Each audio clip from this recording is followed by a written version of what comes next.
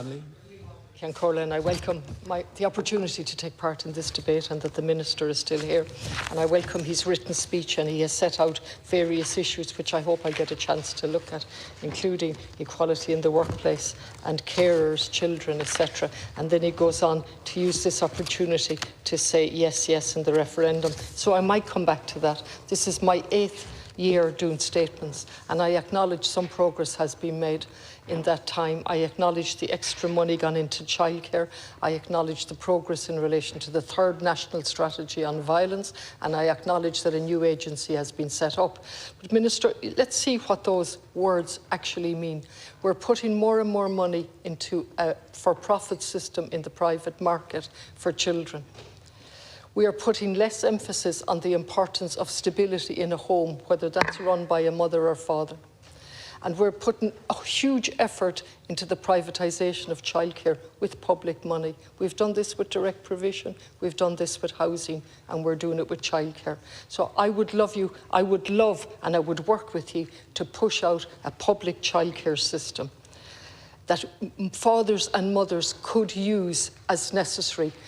If they decide to stay at home, one of them, for some time and use the public system, so be it, and vice versa. So you talk about, I mentioned the progress with the agency set up. That agency has been set up with the background of 11 women died in violent circumstances. 11 women in 2022, almost 1 woman a month. The worst year in a decade for violence against women. Between 1996 and the 16th of January 24, 265 women died. 171 of these in their own home, obviously by somebody they knew, and yet we have all of this diatribe and a narrative about foreigners, when most of the murders are committed by husbands, partners, or men that we know. We have failed to introduce legislation for homicide reviews as we promised. We're having this debate in the context of women and narrowing the gender gap, and the gender gap which is very much mixed up with race, with disability and with minority groups, all of it tied together. And when we do that, we look at that, and you talk about the gender gap, which I welcome, and reducing it. The most fundamental thing has been left out, and that's the importance of a home.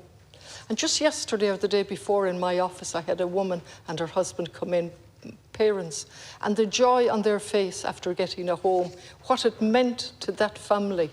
The most basic thing, shelter, security for life, we've utterly failed to give. And so in January, and the figures have gone up, 13,531 people homeless. Of those, 4,000 were women and 3,036 were children.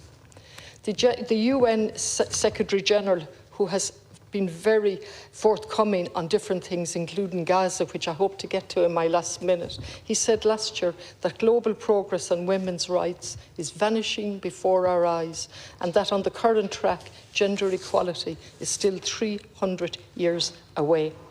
In the Galway Joint Policing Committee, of which I'm a member, for Galway Division, a year-on-year comparison of domestic abuse figures shows an increase of 19%, 2,633 incidents. And notice we talk about violence as domestic violence, as if to lessen it, and incidents rather than what it is: violence, assault, rape, and so on. We use softer language. Then we brought in the mother and baby home, and we exclude almost as many as we include or more by an arbitrary decision, 6 months. Totally unjust, no equality there. And again, an absolute, what would you say, ignoring of the bond between mother and child.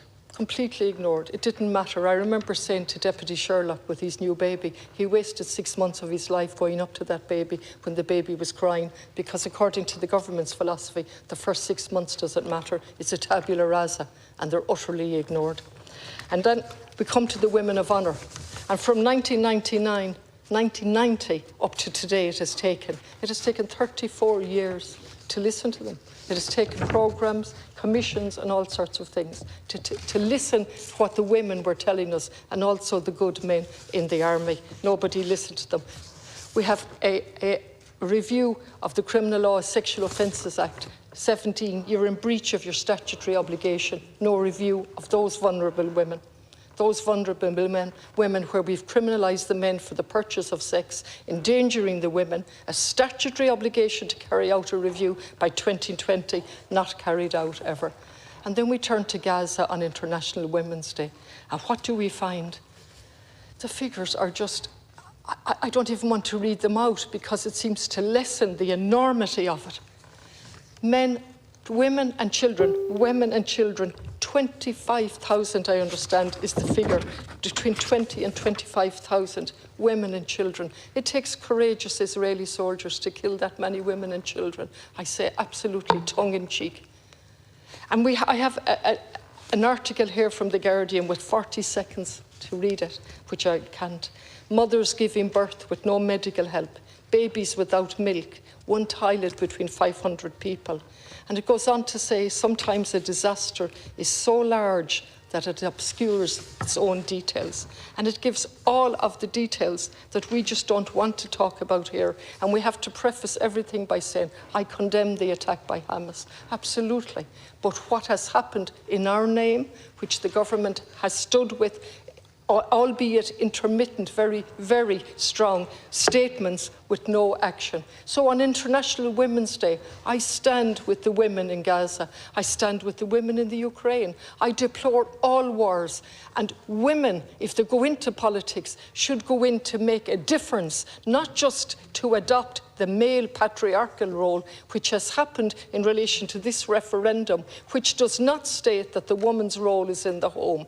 And now we have parties and women adopting the patriarchal, patronising approach that was adopted by men, which we objected to, telling us they know best and this is for good. I would say to everybody in this House that's advocating a yes vote on the carers that they read what they're actually saying yes to, and I will be saying a firm no on that one.